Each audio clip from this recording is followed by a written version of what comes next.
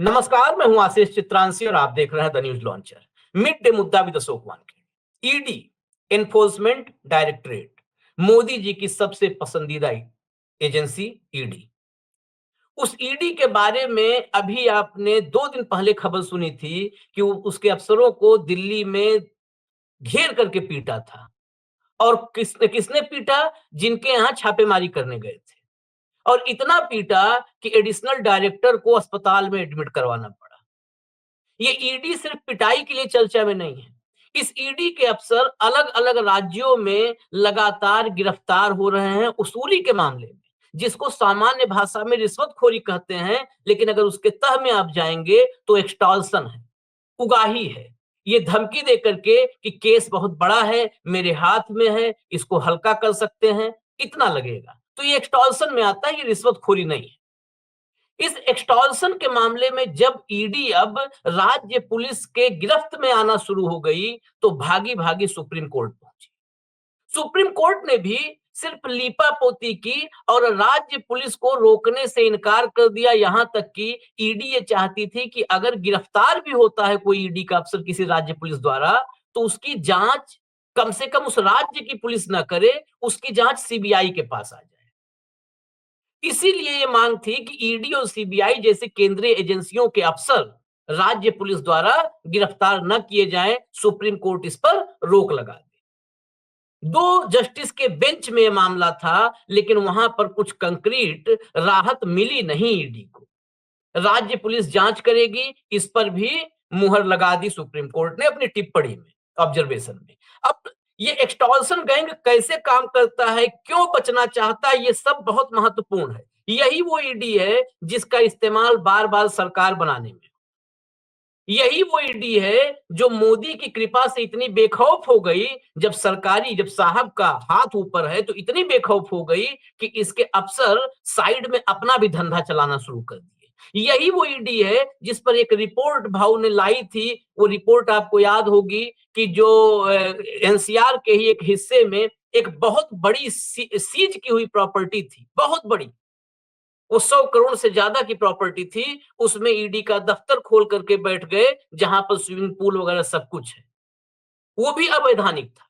तो जरा अब आज ईडी कैसे राज्य सरकार की पुलिस से घबराई हुई है और क्यों सुप्रीम कोर्ट गई है, ये समझना बहुत जरूरी है।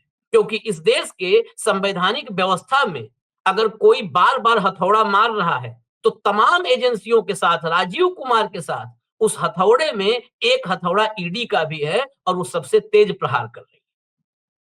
तो इस हथौड़े पर आज चर्चा होगी और भाव को कंट्रोल रूम जोड़ लीजिए, फटाफट ले आइए। स्वागत है भाऊ। ईडी का मामला, ये ईडी मैंने बताया अभी 2 दिन पहले दिल्ली में खूब पीटी गई, एडिशनल डायरेक्टर तक को जो है अस्पताल में एडमिट करवाना पड़ा है।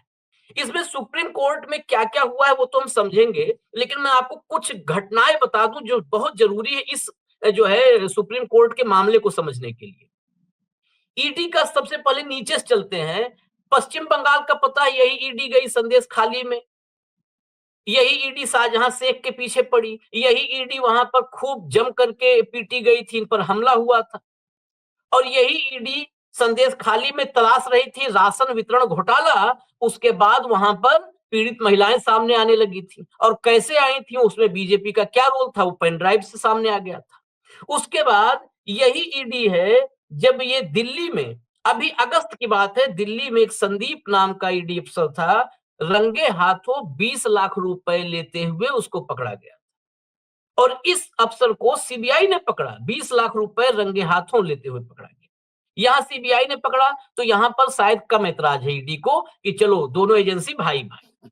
लेकिन इससे पहले राजस्थान में एक ईडी का अफसर, इसको 15 लाख रुपए का इंस्टॉलमेंट, 15 लाख रुपए की रिश्वत के साथ एसीबी ने रंगे हाथों पकड़ा था। अशोक गहलोत की सरकार थी तब पकड़ा गया, अशोक गहलोत की सरकार में 15 लाख। अब जिस मामले को लेके ईडी गई, क्योंकि वो ऐसे मामले से लगातार फंसती जा रही थी, ये मामला तमिलनाडु का है। तमिलनाडु में एक व्यापारी को, बिजनेसमैन को ईडी के अफसर ने लगातार ट्रैक किया, कहा मामला आ गया मेरे हाथ में और कहा गया है इस पर एक्शन शुरू करो, जरूरी है इस पे एक्शन, और मामला बहुत गंभीर है, निकलना मुश्किल है तुम्हारा बाहर, और जाओगे अंदर तो जमानत तक मुश्किल है। मतलब जैसे जैसे भी उसने समझाया, 3 करोड़ रुपए की डिमांड की उसने। 3 करोड़ में बार्गेनिंग होते होते बकायदे दुकान टाइप चलता है सिस्टम, 51 लाख पे सेटलमेंट हुआ, 51 लाख के आसपास सेटलमेंट हुआ। अब उसमें भी ईएमआई बंधी। पहली ईएमआई शायद ले चुका था या लेना था, लेकिन जिस ईएमआई में पकड़ा गया वो 20 लाख रुपए की ईएमआई थी। 20 लाख रुपए उस बिजनेसमैन ने स्टेट पुलिस को बता दिया और स्पेशल यूनिट ने 8 किलोमीटर पीछा किया भाऊ। 8 किलोमीटर इसकी कार को दौड़ाया और कार के पीछा करके रोका, तो वो जो 20 लाख रुपए की ईएमआई लिया हुआ था वसूली का, उस 20 लाख के साथ ये रंगे हाथों पकड़ा गया अंकित तिवारी नाम का अफसर। यही मामला 3 और उसके बाद दिल्ली में 20 लाख के साथ। तो ये 20 लाख हमको लगता है 15 से 20 लाख, ये इससे कम के अमाउंट का इंस्टॉलमेंट भी नहीं बनता है यहाँ पे। यहाँ पर सामान्य गरीब आदमी कहीं धमकी में आ जाए तो वो तो खेत बेच करके देना पड़ेगा उसे। इसके बाद ये सुप्रीम कोर्ट पहुंची ईडी, यही अंकित तिवारी के मामले में, क्योंकि ये तमिलनाडु पुलिस का था मामला। अब इसमें एक गौर करने वाली बात और है, राजस्थान में सरकार बदल गई, जहां 15 लाख का इंस्टॉलमेंट पकड़ा गया था, वहां की स्टेट पुलिस ने पकड़ा था, एसीबी ने। वहां सरकार बदल गई, वहां शर्मा जी की सरकार आ गई। दिल्ली वाले मामले में सीबीआई ने ही पकड़ा था, तमिलनाडु वाले मामले में गड़बड़ था। तमिलनाडु वाले मामले में क्योंकि अगर ये चेन, क्योंकि उसमें बहुत सारी बातें आई थी कि वो बड़ा इंस्टॉलमेंट है, ऊपर तक पैसा जाता है, सब कुछ था उसमें। अब ये अंकित तिवारी तमिलनाडु पुलिस की गिरफ्त में था, तो तमिलनाडु वाला मामला लेके ईडी सुप्रीम कोर्ट गई कि ये ना पता चल जाए कि ये तो तरबूजा कटता है और सब में बंटता है वाला हाल हो जाए, कि कहां कहां तक पैसा जाता है, पूरा चेन जो ईडी आज तक मनी ट्रेल स्टेब्लिश नहीं कर पाई, कहीं तमिलनाडु पुलिस न कर दे वो मनी ट्रेल स्टेब्लिश। लेकिन सुप्रीम कोर्ट में क्या हुआ, झटका लग गया। क्या ईडी वसूली गैंग को, अपने जो है एक्सटॉर्शन गैंग को बचाने के लिए सुप्रीम कोर्ट गई भाऊ? देखिए, सुप्रीम कोर्ट ईडी वाकई अपनी गैंग को बचाने के लिए गई। आप बिल्कुल सही कह हम्म, रहे हैं। ईडी का एक मोडस ऑपरेंडिस है। लोगों को लगता होगा कि ईडी रेड करती है तो फिर पैसा, हम्म, अब इतने लोगों से तो बड़े-बड़े लोगों को रेड कर दी, वहाँ से पैसा कैसा, वहाँ क्यों नहीं डीलिंग होती? करते क्या है हम्म, आशीष? उदाहरण के तौर पे एक मिस्टर यादव है, हम्म, वो एमएलए है, हम्म, उसके जाने-आने से सरकार गिरती है।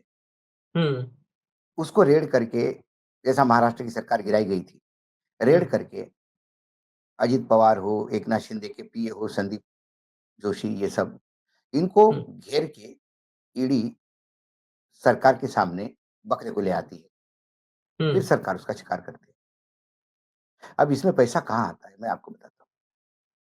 फॉर एग्ज़ाम्पल एक किसी एमएलए पे ईडी ने रेड की, उसको हम्म, दबाव ये है कि आप सरकार का समर्थन करिए, हम्म, वर्तमान सरकार गिरा दीजिए, वो तो हो हम्म, जाता है। लेकिन जब उस यादव पे रेड करते हैं, तो उस यादव के कई लोगों से ट्रांज़ैक्शन मिलते हैं। हम्म, किसी को यादव ने गिफ्ट चेक दिया, किसी से उधार पैसे लिए तो वापस किए। किसी ने यादव जी को माल बेचा, घर बनाने में सीमेंट बेचा, उसका पेमेंट यादव जी ने किया। वो जिन-जिन लोगों को लेन-देन है यादव जी का, मतलब हम्म, उदाहरण के तौर पे नाम ले रहा हूँ मैं, आप वानखेड़े समझिए, नहीं तो कोई यादव ही खड़ा हो जाएगा, यादव को क्यों बदनाम कर रहे हैं। हम्म, हम्म, तो सपोज़ अशोक वानखेड़े ने जिन-जिन लोगों के साथ लेन-देन किया, ये उन लोगों को नोटिसेस भेजना शुरू करते हैं, जो हम्म, आम जनता की नज़र में नहीं होते। अब वो लोग डरते हैं, उनको पता है कि ईडी से सीबीआई और इनकम टैक्स से ज़्यादा डर क्यों है? क्योंकि ईडी में अरेस्ट होने के बाद ज़मानत बहुत 1-1 साल लगता है, तो हम्म, वो एक डर है। ईडी का अधिकारी कहता है कि देखो भाई, बोलता है साहब उन्होंने सीमेंट खरीदा, देखिए मेरे पास रिसीट है। उन्होंने मेरा पेमेंट दिया है, उनका बिल कटा है, टैक्स जमा हुआ, जीएसटी। बोला वो तो सब कोर्ट में चलेगा सही साहब, कोर्ट में बताना ही। हम्म, अभी तो हमको उठाना पड़ेगा आपको और आपके बेटे को, दोनों को, क्योंकि दोनों फर्म में पार्टनर है। हम्म, नहीं तो एक काम कर दीजिए, एक 50 लाख रुपए दे दीजिए। वो आदमी इतना डरता है कि भाई वानखड़े, अशोक वानखड़े विधायक है, जब उसी को उठा लिया, अब हम्म, मेरे को कौन बचाएगा? तो वो 50 लाख रुपए देता है।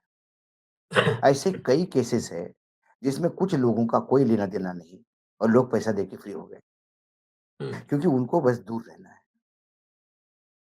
कुछ लोग ऐसे भी अटके हैं कि जिन्होंने 5 साल पहले किसी कंपनी से लोन लिया और वापस भी कर दिया। हम्म, 1 साल में अकाउंट सेटल भी हो गया, उसके बाद 4 साल हुए। अब उस कंपनी पे रेड हुई, तो 4 साल पहले आपने उस कंपनी से 2 करोड़ रुपए क्यों लिए थे करके, ये भी अरेस्ट हो गए। अब भाई लिए तो वापस भी तो दिए, इसमें कौन सा क्राइम किया हमने? लोन लिया था, लोन विथ इंटरेस्ट वापस किया, सारा हम्म डॉक्यूमेंटेशन है, लेकिन आपको उठा लेंगे और फिर आप कोर्ट में प्रूव करते रहिए, कोर्ट केसेस पे केसेस, और सर इन्वेस्टिगेशन करना है। कोर्ट कहेगा अरे भाई इन्होंने तो सीमेंट बेचा था, उसका पेमेंट है, क्यों पकड़ा? सर इसके बाद भी कुछ अकाउंट्स मिले हैं हमको, थोड़ा इन्वेस्टिगेशन के लिए टाइम चाहिए। हम्म 1 साल रगड़ देंगे उसको। 1 साल में वो इतना बदनाम हो जाएगा कि उसके साथ बाकी लोगों ने व्यवहार करना बंद कर देंगे। हम्म वो सीमेंट के धंधे से वाप खत्म हो जाएगा। लोग बोलेंगे नहीं ईडी की नज़र है बाबा, इससे माल खरीदा तो फिर अपन भी फँसेंगे। इस खौफ से आदमी 50 लाख रुपए में हिसाब चुकता कर देता है। हम्म करो आप।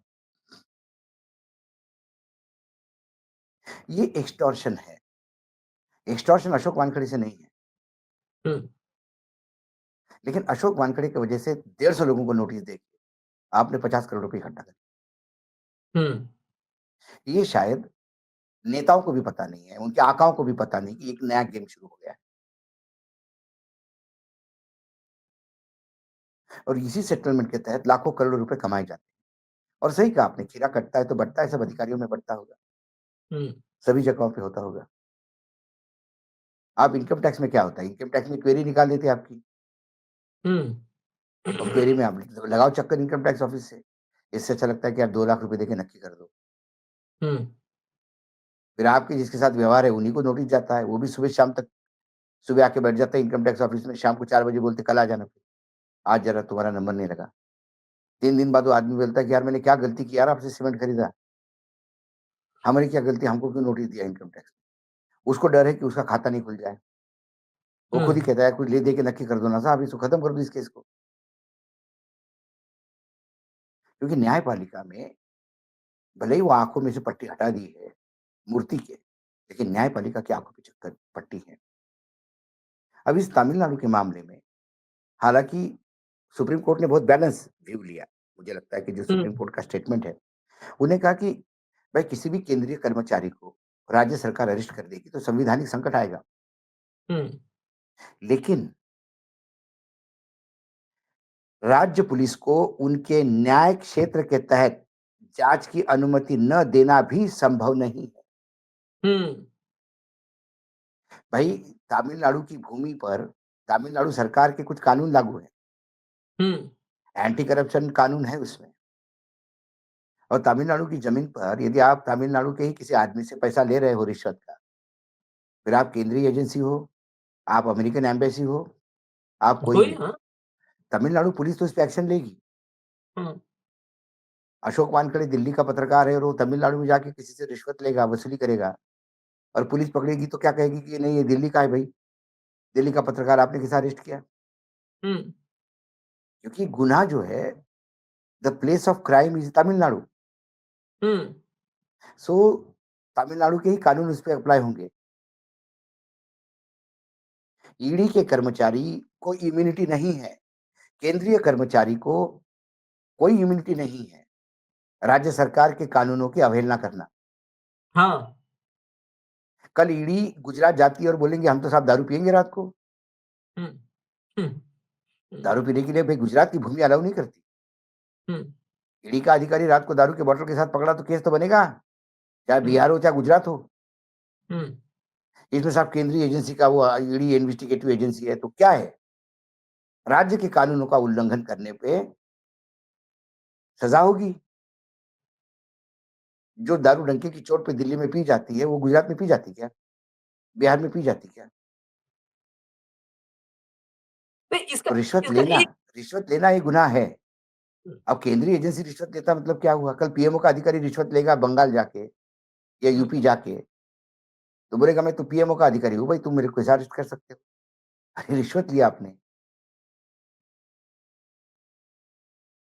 नहीं, अब एक एक मामला और है इसमें रिश्वत के साथ-साथ एक चीज़ और, ये इम्यूनिटी इनको नहीं दिया सुप्रीम कोर्ट ने कि आपको स्टेट पुलिस नहीं गिरफ्तार कर सकती है। अब राज्य कौन-कौन से राज्य हैं जिनमें एंट्री के लिए अब जो है थोड़ा-सा सोचना पड़ेगा। पश्चिम बंगाल, झारखंड, तमिलनाडु, केरल, कर्नाटका, हिमाचल, जम्मू कश्मीर इन राज्यों में अब एंट्री के लिए सोचना तेलंगाना, पड़ेगा लेकिन खासकर झारखंड की बात करें, झारखंड में हेमंत सोरेन आ गए, अपने दम पर आए और भारी भरकम बहुमत लेके आए हैं। हेमंत सोरेन को हेमंत सोरेन को कैसे गिरफ्तार किया था ईडी ने, उसमें मामले में कितना दम था, ये तो पूरे देश ने देख लिया है हाई कोर्ट के जजमेंट से, कि साफ-साफ लिखा है, कोई सबूत ही नहीं, कैसे पकड़ लिया है। हेमंत सोरेन को जब ये गिरफ्तार करने के लिए एड़ी चोटी एक कर रहे थे, चारों तरफ से घेर रहे थे, तो उस दिन हमने दिखाया भी था, उसी दिन हेमंत सोरेन के स्टाफ की तरफ से, मतलब रांची पुलिस की तरफ से बाकायदे कहा जाए, ईडी के अफसरों पर एफआईआर हुई थी। उस वक्त सीएम थे हेमंत सोरेन और एफआईआर दर्ज हुई। फिर एफआईआर दर्ज होने के बाद भी बड़ा संकट बढ़ा और हेमंत सोरेन जेल गए, चंपई सोरेन सीएम बने और चंपई सोरेन जब सीएम बने थे तभी से सेटिंग भाजपा के साथ हो गई थी, क्योंकि सीएम बनते ही वो केंद्र की योजनाओं में मोदी के साथ अपना फोटो लगा करके फुल पेज विज्ञापन देना शुरू कर दिए थे, तो मामला दब गया। चंपई सोरेन, जब हेमंत सोरेन जेल से आए तो चंपई जो है को हटाया गया और तब तक चुनावी समय आ चुका था, चुनाव कुछ ही दिन में आचार संहिता आ गई। क्या वो मामले, जो ऐसे मामले हैं जहां की ईडी के अफसरों पर रिश्वतखोरी से अलग, कि वो वहां पर संवैधानिक संकट पैदा कर रहे हैं, धमकी दे रहे हैं, या कुछ भी ऐसे मामले जो मुकदमे दर्ज हैं, क्या वो समय है कि वो ईडी के अफसर भी झारखंड की सरहद में, सीमा में अब घुसने से कतराएंगे? क्योंकि खतरा ही फिर है। तो दो बातें और हैं, हिसाब एक किताब, अब एक तो बातें और 5 हैं। साल के कई है बार हेमंत। कई कई बार क्या होता है, अपना बनाया हुआ गड्ढा जो है वो अपने लिए फिर कब्र बनता है। हुँ, अब देखिए ईडी का मोडस ऑपरेंडिस क्या है? हुँ, किसी भ्रष्टाचार का मामले में पकड़ना, हुँ, उसमें किसी का एफिडेविट लेना, मंत्रियों के नाम डलवाना और मुख्यमंत्री को उठा लेना। हुँ, ये कोयला घोटाला जो हुआ छत्तीसगढ़ में, उसमें बाकायदा सुप्रीम कोर्ट की टिप्पणी है हुँ, कि किसी के कहने से, स्टेटमेंट देने से या लिखित में देने से आप किसको कैसा अरेस्ट कर सकते हो? आपका साइंटिफिक एविडेंस कहाँ है? साइंटिफिक इन्वेस्टिगेशन क्यों नहीं करते हो? वैज्ञानिक तरीके से जाँच क्यों नहीं करते हो? अब कल सपोज़ एक भ्रष्टाचार का मामला झारखंड पुलिस पकड़ लेती है हुँ, और उसमें वो कहता है कि साहब मैंने सरकार के इन अधिकारियों को पैसा दिया हुँ, और साथ में ईडी को भी पैसा दिया, हुँ, क्योंकि मुझे विदेश पैसा भेजना था, तो मनी लॉन्ड्रिंग नहीं हो इसलिए मैंने ईडी को भी पैसा दे दिया। भले ही नहीं दिया हो, उसने ईडी के 2 अधिकारियों का नाम डाल दिया। अब क्या करेंगे? अब राज्य सरकार तो उस ईडी के अधिकारियों को उठाएगी, हुँ, क्योंकि ईडी किसी के स्टेटमेंट पे यदि कि मुख्यमंत्री को उठा सकती है, तो फिर ईडी का अधिकारी पे किसी ने लिख दिया कि मैंने ईडी को भी पैसा दिया, तो अधिकारी उठ सकता है। हुँ, भाई कोर्ट तो वही है ना, हाँ, हुँ, कोर्ट हुँ, में तो वो आप यदि किसी के एफिडेविट पे किसी को उठा लेते, हुँ, भाई यहाँ तो एफिडेविट भी नहीं था महाराष्ट्र में। एक पुलिस अधिकारी ने कह दिया, गृह मंत्री 100 करोड़ की वसूली माँग रहे थे। उसके हुँ, मात्र कहने से आपने गृह मंत्री को 13 महीने जेल में रखा और जब कोर्ट ने पूछा कि आपने कहा था 100 करोड़ रुपए ले रहे हैं, वसूली माँग रहे हैं गृह मंत्री, तो कुछ आपके पास सबूत? उन्होंने कहा नहीं सबूत-वबूत कुछ नहीं, कुछ लोगों को सुना मैंने ऐसा कहते हुए कि गृह हुँ। मंत्री को 100 करोड़ रुपए देने पड़ेंगे। ये तो कुछ भी हो सकता है। ईडी का अधिकारी उठ जाएगा, ईडी का बड़ा अधिकारी उठा लो और कहो कि साहब हमारे अधिकारी ने कहा कि उसने ईडी को पैसा दिया। कोर्ट में केस चलेगा, वो अधिकारी 8-10 महीने जेल में रहेगा और जब केस आएगा, जब कोर्ट पूछेगा तो अधिकारी कहेगा नहीं मैंने ऐसा कुछ सुना था ऑफिस में कैंटीन में बैठा था। कुछ लोग कह रहे थे कि ईडी का भी सेटलमेंट हो गया है, हमने 20 करोड़ रुपए ईडी में भी दिए। उसके बाद मैंने कहा यदि ईडी अच्छा, किसी के एफिडेविट पे, किसी के कहने पे, किसी के आरोप लगाने पे मुख्यमंत्री, गृह मंत्री जैसे बड़े लोगों को अरेस्ट कर सकता है, तो ईडी के अधिकारी उनसे तो ऊपर नहीं है। हुँ, हुँ, हुँ। क्या यही खेल अब राज्य सरकारों ने खेलना शुरू कर दिया? तो क्या ये संघीय ढांचे को नुकसान नहीं पहुँचाएगा, केंद्र और राज्य के? मैं इसी पे मेरा एक ज़रूरी सवाल है भाऊ। ये जब आपने बताया कि ये मुख्यमंत्री, गृह मंत्री से ऊपर नहीं, ये भी गिरफ्तार हो सकते हैं, तो मुझे ये ईडी का चुनाव में जो रोल होता है, चुनावी भूमिका ईडी की, उस पर मेरे मन में कुछ सवाल पैदा हो गया और फिर राहुल गांधी का पोस्टर याद आ गया, एक है तो सेफ है। ये चुनाव में ही नारा आया था, चुनावी नारा था, एक है तो सेफ है। फिर राहुल का एक पोस्टर आया, उस पोस्टर में अमित शाह थे, अडानी थे, मोदी थे, माधवी बुच थी। मुझे लगता है उस पोस्टर में ईडी, सीबीआई और भाजपा शासित राज्यों की पुलिस ये छूट गई थी, क्योंकि एक है तो सेफ है। जब आपने कहा कि ईडी के अफसर गिरफ्तार हो सकते हैं, सीबीआई के अफसर गिरफ्तार हो सकते हैं, स्टेट पुलिस जैसे संभल में जो कमिश्नर आंजनेय कुमार सिंह है, या जो पुलिस के अफसर हैं, या जो उपचुनाव में भी पुलिस के अफसर या इंस्पेक्टर जो रिवॉल्वर ताने खड़े थे मतदाताओं के सामने, इन पर तो बार-बार अखिलेश यादव का स्टेटमेंट आ रहा है, शिवपाल का आ रहा है कि बस सत्ता बदलने दो, तुम सबका इंसाफ होगा, किसी ऐसे अफसर को छोड़ा नहीं जाएगा। तो क्या ये अफसर, यहाँ पर मुझे लगता है कि अखिलेश और शिवपाल को बोलने नहीं चाहिए, इसलिए नहीं बोलना चाहिए मेरे हिसाब से। मैं सोच रहा कि इसी वजह से तो एक हो जाते हैं कि हमको सेफ रहना है तो एक रहो। भाजपा है तो ही हम सेफ हैं, और भाजपा कब रहेगी जब हम एक हैं। तो फिर ईडी, फिर सीबीआई, फिर भाजपा शासित राज्यों की पुलिस, और उसके बाद ऊपर वाले तो छोड़, अंबानी, मोदी, इनको छोड़ दीजिए। ये सब इनको एक एक फीलिंग चली जाती है कि एक है तो सेफ है, और एक रह के हमें भाजपा को ही रखना है। क्या इसका मतलब पोस्टर का एक्सटेंशन होना चाहिए क्या? बिल्कुल एक्सटेंशन होना चाहिए। बहुत बहुत बड़ा एक बहुत बड़ा कैनवास है। मैं 2 बड़े हुँ, इंटरेस्टिंग किस्से सुनाऊँगा आपको, दर्शकों के हुँ, लिए भी बड़ा आनंद होगा। बहुत पुरानी साल की पुरानी बात है, 8 10-15 साल पुरानी बात है।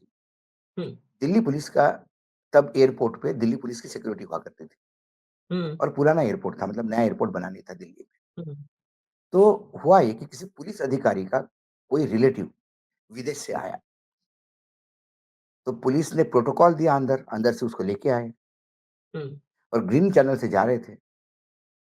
एक अधिकारी ने कस्टम के रोक लिया, हुँ, उन्हें बोला बैग चेक होगा। हुँ, उस बैग में कुछ मिला, मतलब कोई अब्जेक्शन नहीं, कुछ सामान खरीदा था। उन्होंने कहा हुँ, कि लिमिट के बाहर इसकी ड्यूटी दो। हुँ, उस पुलिस ने कहा कि सर हमारे अधिकारी के रिलेटिव, बोले नहीं, नहीं ड्यूटी दो। उन्होंने हुँ, ड्यूटी दी।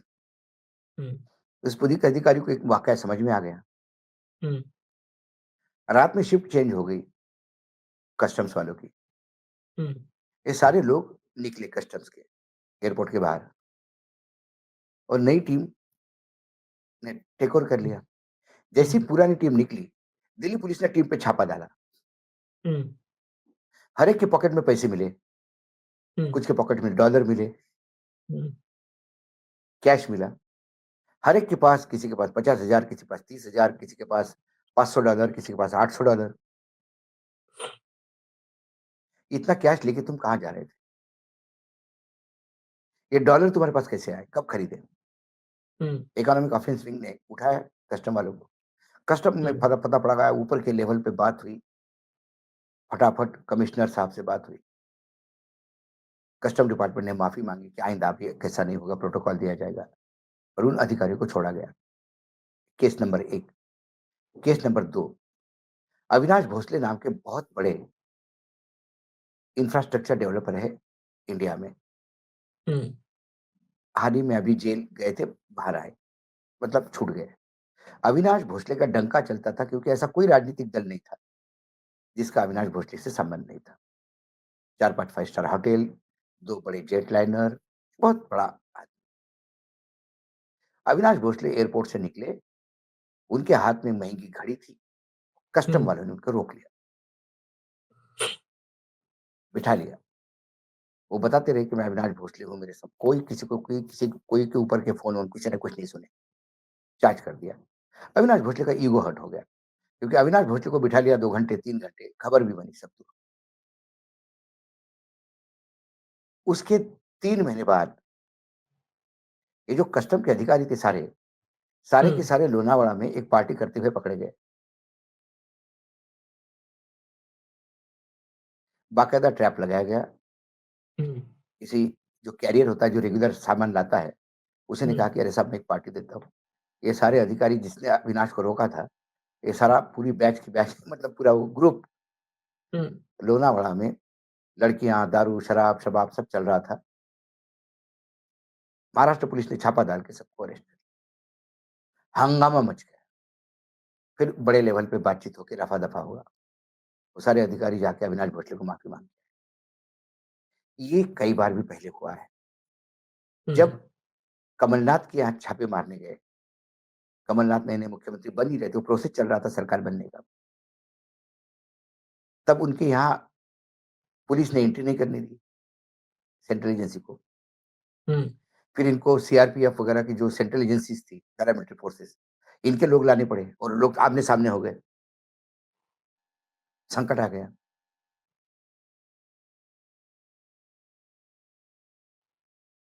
फिर रफा-दफा हुआ हम्म मामला, ऊपर के इंटरवेन हुआ, ऊपर के लेवल पे बातचीत हुई, चीफ सेक्रेटरी से बात हुई, इधर डीजी लेवल पे बात हुई। तो यदि आप अति करोगे, यदि आप एक्सटॉर्शन करोगे, तो फिर राज्य सरकार के पास भी अपने बचाव के लिए और हमला करने के लिए लोकल पुलिस होती है। हम्म दिल्ली में तो अरविंद केजरीवाल का दुखड़ा तो यही है कि पुलिस उसके पास नहीं है। हाँ हाँ केजरीवाल के पास पुलिस पंजाब में है, देखिए डल्लेवाल को ही जो है रात के 3 बजे उठा लिया, किसान हाँ। नेता को ही, जबकि किसानों के आंदोलन में बहुत माइलेज लिया था जब अरे दिल्ली में बाबा, बैठे थे वो। कुमार कुमार विश्वास को नहीं उठा लिया था दिल्ली से। हम्म ये तो बीच में हरियाणा के लोगों ने छुड़वाया, हरियाणा पुलिस ने। अरे भाई ये लोग हमको चाहिए पहले हम तो खैर तो आज ये जो है। ये ये ये सर्वोच्च न्यायालय को इस मामले में निर्णय देते समय एक एक कुछ हम्म पॉलिसी बनानी हो, हम्म या ऐसे केसेस को कैसा किया जाए। भाई किसी संवैधानिक पद पे बैठे हुए आदमी को आप एक रातों-रात अरेस्ट कर लेते हो। हम्म ऐसे लोगों को नहीं, अरेस्ट करने के पहले पहले कोर्ट से कम पूरी शहानिशा हो कि हाँ, ये इन्वॉल्व्ड है। हम्म बस ईडी पहुँच गई मतलब गिरफ्तारी। ये भाऊ जस्टिस सूर्यकांत और जस्टिस उज्जवल भुइयां के बेंच में है। मुझे लगता है कि इसके फैसले से पहले जैसे केसों को मर्ज करते हैं कई कि ये केस है इसको मर्ज कर दिया, इस केस को भी मर्ज करके ईडी के लिए एक पॉलिसी बनानी पहले जरूरी है कि ईडी कैसे छापेमारी करेगी। ईडी देखिए ईडी का जो कन्विक्शन रेट है, जो दोष सिद्धि का दर है, आज जब ये केस चल रहा है, बेसिकली मुझे लगता है, अब हम कानून के जानकार नहीं है ना, हम लोग तकनीकी जानकार हैं, लेकिन फिर भी एक आम नागरिक हैं, अपने हिसाब से मुझे लगता है कि थोड़ा हम भी सोच सकते हैं। इन इन केसेज का दायरा बढ़ना चाहिए। ये सिर्फ इस पे ना सुनवाई हो कि अंकित तिवारी तमिलनाडु पुलिस ने पकड़ा। नहीं, नहीं, नहीं, नहीं। इसमें ये सवाल आना सुप्रीम चाहिए कि सु ईडी का कन्विक्शन रेट क्या है? हुँ, 0.4% है। आखिर क्यों? 0.4% क्यों? क्या आप ऐसे ही ऐसे पैसा लेकर के केस कमजोर करते हो या फर्जी केस बनाते हो? ये इससे जुड़ता है कि नहीं, क्या नहीं, फर्जी केस बनाते हो? क्या एक्सटॉर्शन करते हो?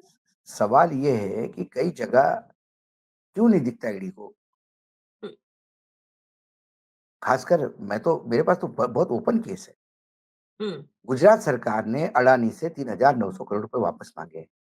हाँ, हाँ, वो तो टोटल ईडी का मामला है, ओवर हुँ, बिलिंग का मामला है, हुँ, विदेश पैसा भेजने का मामला है। क्यों ईडी चुप हुई इसमें? हुँ, जब डीआरआई ने सेबी को पत्र लिख के कहा कि अडानी ग्रुप ने जो पावर प्रोजेक्ट के लिए इक्विपमेंट इंपोर्ट किए थे, उसमें से करीब-करीब 15,000 करोड़ रुपए उन्होंने ओवर बिलिंग किया हुँ, और वो 15,000 करोड़ यूएई की जिस कंपनी को दिया, वो सीधा वहाँ गया, मॉरिशस की कंपनी को गया जो इन्हीं के भाई चलाते हैं और उसी हुँ, कंपनी का फिर बाकी बाद में इन्वेस्ट हुआ। इसको विदेशी निवेश कहते हैं ये।